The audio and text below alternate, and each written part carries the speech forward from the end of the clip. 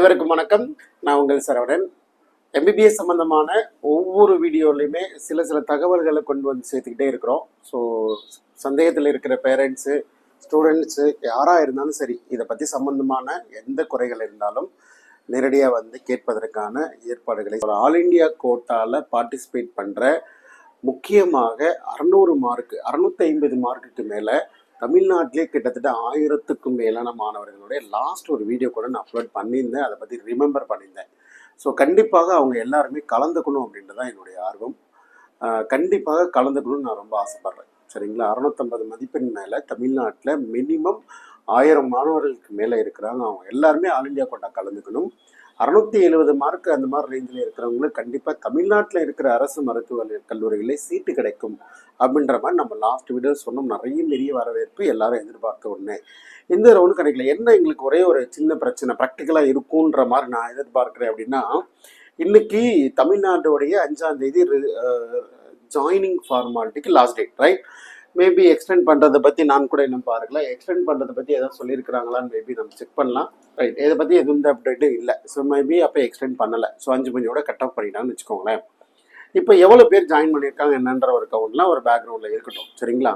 இருந்தாலும் கூட நமக்கு நம்மளுடைய சாய்ஸ் ஃபில்லிங், ரெஜிஸ்ட்ரேஷன் இதெல்லாம் பார்த்தீங்கன்னா இந்த ரிசல்ட் வந்து பார்த்தீங்கன்னா டென்டேட்டிவாக 13ஆம் தேதி சொல்லியிருக்கிறாங்க இல்லைங்களா? ஸோ 13ஆம் தேதி ஆல் இண்டியா கோட்டாவுடைய deemed university all India quota result வருது. நான் இன்னைக்கு சொல்கிறேன்ல, ஒரு 1000 பேர் ஆல் இண்டியா கோட்டாவில் பார்ட்டிசிபேட் பண்ணுங்க சார். 1000 பேருக்குமே வந்து தமிழ்நாட்டில் இருக்கிற அரசு மருத்துவக் கல்லூரியில் ஆல் இண்டியா கோட்டான்ற மெத்தடில் கிடைக்குன்ற மாதிரி சொல்கிறேன் இல்லையா? அவங்க எல்லாம் கண்டிப்பாக கலந்துக்கணும். ஒரு சீட்டையும் எடுக்கலாம். என்ன ஒரே ஒரு ப்ராக்டிக்கல் டிஃபிகல்ட்டிஸ் இருக்குன்னா, உங்களுக்கு தமிழ்நாட்டில் ரிசைன் பண்ணுறதுக்கான வாய்ப்புகள் கொடுக்கணும். ஒரு வேளை இப்போ நான் எக்ஸ்பெக்ட் பண்ண ஒரு தஞ்சாவூர் ஸ்டூடெண்ட்டு தஞ்சாவூர் மெடிக்கல் காலேஜில் சீட்டு கிடைச்சிருச்சு. அவங்க வந்து மேபி என்ன பண்ணிட்டாங்க, தமிழ்நாட்டுடைய ஜென்ரல் கவுன்சிலிங்கில் கலந்துக்கிட்டு ஒரு மெடிக்கல் சீட் வச்சுருக்கிறாங்க. இந்த மாதிரி ஒரு அவேர்னஸ் கிரியேட் பண்ணுறது, யாரோ ரெக்வஸ்ட் பண்ணுறது, இதெல்லாம் பேஸ் பண்ணி அவங்க மனசு இறங்கி நான் ஆல் இண்டியா சீட்டை பயன்படுத்திக்கிறேன், இதை விட்டு கொடுக்குறேன் அப்படின்ற மாதிரி மனசு வந்தால் விட்டு கொடுத்தாங்கன்னா, இங்கே ப்ராக்டிக்கல் டிஃபிகல்ட்டிஸ் என்ன அப்படின்னா, அவங்க தமிழ்நாட்டில் இருக்கிற ரெசிக்னேஷன் டேட் இருக்கு இல்லையா, நார்மலாக கொடுப்பாங்க. மேபி நாளைக்கு எனேபிள் பண்ணலாம், இல்லை நாளைக்கு எனேபிள் பண்ணுவான்னு எதிர்பார்க்குறோம். பட் எதிர்பார்ப்பு ரிசைன் பண்ணுற டேட்டுன்றது டிஎன்மெண்ட், அதாவது வந்து ஆல் இண்டியா கோட்டாவில் இருக்கிற டேட்டை தாண்டி இருந்தால் நல்லாயிருக்கும் அப்படின்றது என்னுடைய பர்சனல் எக்ஸ்பெக்டேஷன். முடிஞ்ச எல்லாரும் கூப்பிட்டு ஒரு வார்த்தை சொல்லுங்கள், இல்லை மெயில் போடுங்க, எல்லாத்துக்கும் சொல்லுங்கள் சார், நாங்கள் வந்து ஆல் இண்டியா கோட்டாவில் பார்ட்டிசிபேட் பண்ண போகிறோம், எனக்கு கண்டிப்பாக சீட்டும் கிடைச்சிரும். நான் ஆல்ரெடி தமிழ்நாட்டில் ஒரு கல்லூரியில் நான் ஜாயின்டே பண்ணிட்டேன், கவர்மெண்ட் காலேஜில், எனக்கு கொஞ்சம் ரிலீவ் பண்ணுறதுக்கான வாய்ப்பு கொடுங்க. ஆனால் நான் ஆல் இண்டியா கோட்டாவில் எம்சிசியில் சீட்டு எடுத்த பிறகு தான் நான் ரிசைன் பண்ணுவேன், இல்லைன்னா ரிசைன் பண்ண முடியாது. இந்த மாதிரியான ஒரு யதார்த்தமான சுச்சுவேஷனை கொஞ்சம் ட்ரை பண்ணுங்க. டிஎன் மெடிக்கல் செலக்ஷனில் கேளுங்க.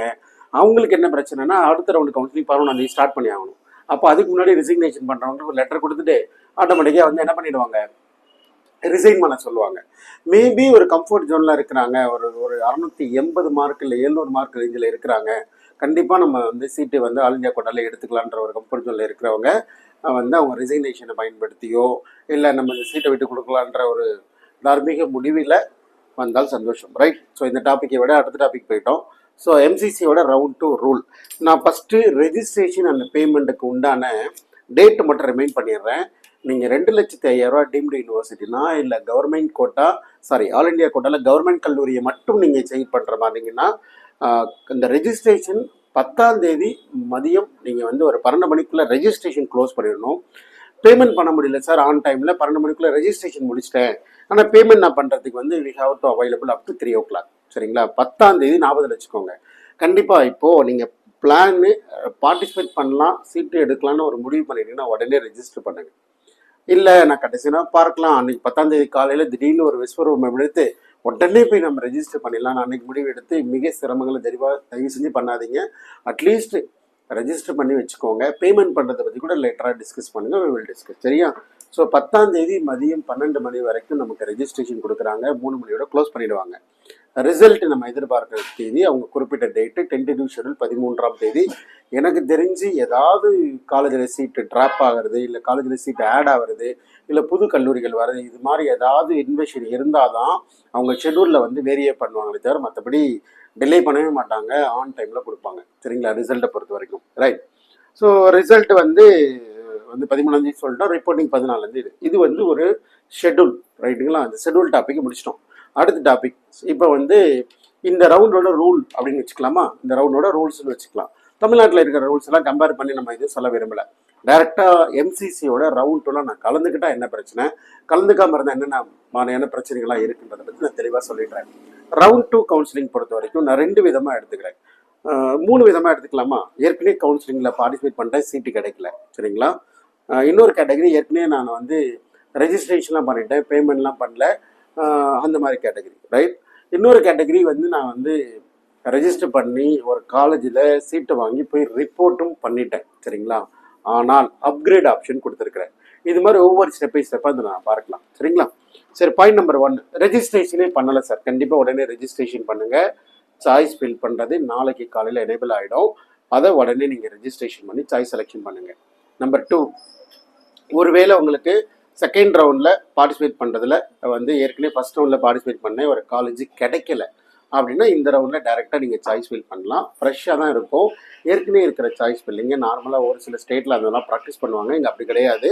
ஒவ்வொரு ரவுண்டுமே நீங்கள் ஃப்ரெஷ்ஷாக தான் சாய்ஸ் செலெக்ஷன் பண்ணணும். ஆல் இண்டியா கோட்டாவில் கிட்டத்தட்ட 377 கல்லூரிகள் இருக்கிறாங்க, 347 கல்லூரிகள் இருக்கிறாங்க. ஆல் ஓவர் இந்தியா ஃபுல்லாக கவர்மெண்ட் காலேஜில் 344 கல்லூரிகள் மேலுக்கு, 347 கல்லூரிகள் வந்து ஃபீமேலுக்கும் சீட்ஸ் இருக்குது. ஸோ தாராளமாக நீங்கள் என்ன பண்ணலாம், பார்ட்டிசிபேட் பண்ணலாம், சரிங்களா? ஸோ ஏற்கனவே சீட்டை எடுத்துட்டீங்க, ஜாயின்டும் பண்ணிட்டீங்க, இது டீம்டு யூனிவர்சிட்டிக்கும் அப்ளிகபிளாக இருக்கும். அப்கிரேட் ஆப்ஷன் கொடுத்தீங்கன்னா சாய்ஸ் ஃபில் பண்ணலாம், சரிங்களா? அப்கிரேட் ஆப்ஷன் கொடுக்கவே இல்லை அப்படின்னா உங்களுக்கு நீங்கள் கவுன்சிலிங் பக்கமே வந்துட வேண்டாம். நீங்கள் ஆல்ரெடி ரெடி. அக்டோபர் 1 காலேஜில் இனாகரல் ஃபங்க்ஷன் நடத்துவாங்க, போய் ஜாயின் பண்ணி ஃபார்மாலிட்டிஸ் பண்ணிடுங்க, சரிங்களா? ஃபஸ்ட்டு ஹார்ட் நியூஸே வந்து நெக்ஸ்ட் எக்ஸாம், சரியா? ஸோ எங்கே படித்தாலும் என்ன பண்ணால் 4 வருஷம் முடிஞ்சோடனே நெக்ஸ்ட் எக்ஸாம் எழுதணும். அதில் கிளியர் பண்ணால் மட்டும்தான் என்ன பண்ணுவாங்க, உங்களுக்கு ப்ராக்டிஸ் பண்ணவே அலோவ் பண்ணுவாங்க, சரிங்களா? ஸோ எஃப்எம்ஜிலையும் என்ன பண்ணிட்டாங்க, அவங்களும் வந்து உங்களோட எக்ஸாம் எழுதுவாங்க, நீங்களும் எக்ஸாம் எழுதுவீங்க. இதை பேஸ் பண்ணி தான் பிஜி அட்மிஷனும் சொல்லிட்டாங்க. ஸோ அதனால் எல்லாருக்கும் அதே தான். பட் மிகப்பெரிய தொகையை செலவு பண்ணி பண்ணலாமா அப்படின்றத நீங்கள் முடிவெடுங்க. Sir we have enough money, எனக்கு ஒன்றும் பிரச்சனை இல்லை அப்படின்னா தாராளமாக சூஸ் பண்ணுங்கள். பட் ஃபினான்ஷியலாக பார்த்து கவனமாக காலேஜோட ஃபீஸுக்கு தெரியாமல் பண்ணிடாதீங்க. அதே போல் நீங்கள் பண்ணினீங்கன்னா இந்த பனிஷ்மெண்ட் உங்களுக்கு அப்ளிகபிள். 2 லட்ச ரூபா பணன்றது இங்கே சும்மா கிடையாது இல்லையா? ஸோ அந்த பணத்தை வந்து கவர்மெண்ட்லாம் எக்கச்சக்கமான பணம் வச்சிருக்காங்க, அவங்களுக்கு நீங்கள் போய் பெனால்ட்டி கட்டி வரணுன்ற அவசியம் இல்லை. ஏன்னா ஃபர்ஸ்ட் ரவுண்டை பொறுத்தவரைக்கும் ஃப்ரீ எக்ஸிட், யார் வேணால் என்ன வேணால் பண்ணிக்கலாம், எப்படி பண்ணாலும் எதுவும் பண்ண மாட்டாங்க, நம்ம கட்டின பண்ண ரிட்டர்ன் வந்துடும். செகண்ட் ரவுண்டில் நீங்கள் பார்ட்டிசிபேட் பண்ணலாம் கூட என்ன ஆகிடும், கடைசியில் அமௌண்ட் ரீஃபண்ட் பண்ணிடுவாங்க.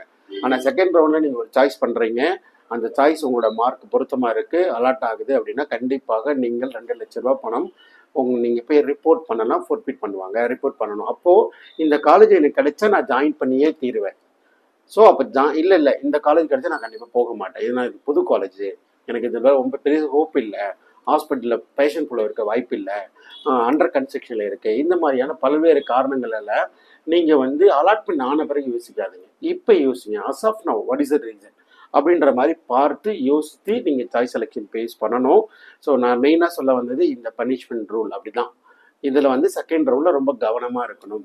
உங்களுக்கு வேணுன்ற கல்லூரியை மட்டும்தான் சாய்ஸில் வைக்கணும், வேணான்ற கல்லூரியை வைக்கக்கூடாது, சரிங்களா? ஸோ அப்கிரேட் ஆகிடுச்சு சார் அப்படின்னா நான் வந்து ஒரு காலேஜில் போய் ஜாயின் பண்ணேன் சார், செகண்ட் ரவுண்டில் எனக்கு பிடிச்ச ஒரு காலேஜ் போட்டேன், ஃபீஸ் ஸ்ட்ரக்சர் பற்றி எனக்கு பிரச்சனை இல்லை, ஏதோ பல்வேறு காரணங்களுக்காக நான் அப்கிரேட் ஆகிறீங்கன்னா போய் ரிப்போர்ட் பண்ணணும், கண்டிப்பாக ரிப்போர்ட் பண்ணணும். திரும்ப அதே காலேஜை ரீடைன் பண்ண முடியாது, திரும்ப அந்த காலேஜை கேட்கவும் முடியாது, ஏன்னா அதுக்கு இன்னொரு ஸ்டூடெண்ட் வந்துடுவார், அதை மறந்துடாதீங்க. ப்ரெஸ்ஸும் சாய்ஸ் ஃபில் பண்ண போகிறோம். ஆல் இண்டியா கோட்டை பொறுத்து மேக்ஸிமம் சாய்ஸ் ப்ரிப்பேர் பண்ணுங்கள்.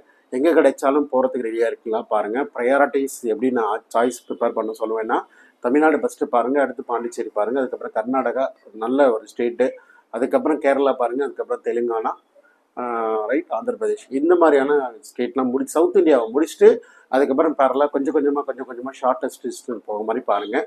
டிரான்ஸ்போர்ட் டிஸ்டன்ஸ் இருக்கிற மாதிரி பார்த்து சாய்ஸ் வைங்க. கிடைச்சிட்டால் ரொம்ப சந்தோஷம். கிடைக்கணும், இங்கே இருக்கிற தமிழ்நாட்டு மாணவர்கள் ஒரு கம்யூனிட்டியில் சீட்டு கிடைக்கணும்னு தான் எல்லாரும் முயற்சி பண்ணுறோம். இந்த ரவுண்டு 1 ஆல் இண்டியா கோட்டா மட்டும் நான் பார்ட்டிசிபேட் பண்ணேன்.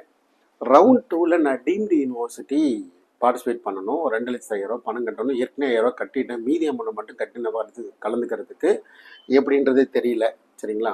ஸோ அந்த மாதிரிலாம் நிறைய பிரச்சனைகள் இருக்கும்போது யாராவது ஒரு சப்போர்ட் கையில் வச்சுக்கோங்க. ஏன்னா ஒரு மிகப்பெரிய தொகை, மிகப்பெரிய கன்சல்டிங்கு, ஒரு ஒரு மிகப்பெரிய படிப்பு, ஒரு 1 கோடி ரூபாய், 70 லட்சம் 80 லட்சம் பெரிய படிப்பை எடுக்கிறீங்க. அதனால் ஒரு யாராவது தெரிந்த ஒரு நபருடைய அனுபவத்தை பயன்படுத்தி நீங்கள் அந்த சக்ஸஸ் எடுக்கிறதுக்கு பாருங்கள். Try to attend any one person for at least உங்களுக்கு ஒரு டெக்னிக்கல் சப்போர்ட் மாதிரி கூடவே வச்சுக்கோங்க. அது will be very good choice and very good guideline. Okay, so நம்ம அடுத்தடுத்த வீடியோக்கள் நம்ம பார்க்க போகிறோம். ஸோ தமிழ்நாட்டில் இருக்கிற ரவுண்டோட ரூல்ஸ் என்ன, அது மட்டும் இல்லாமல் சீட் மேட்ரிக்ஸ். ஓகே, நாளைக்கு மார்னிங் சீட் மேட்ரிக்ஸ் வந்துடும். ஸோ சீட் மேட்ரிக்ஸ் வந்துடும், அதில் என்னென்ன இருக்குது எதை பற்றிலாம் சொல்லலாம், எப்படி நடக்கும், கட் ஆஃப் ரேஞ்ச் என்ன மாதிரி இருக்கும் அப்படிலாம் கூட நம்ம டிஸ்கஸ் பண்ண ரெடியாக இருக்கிறோம். சரிங்களா? ஸோ நம்ம அடுத்தடுத்த வீடியோக்களில் பார்க்கலாம்.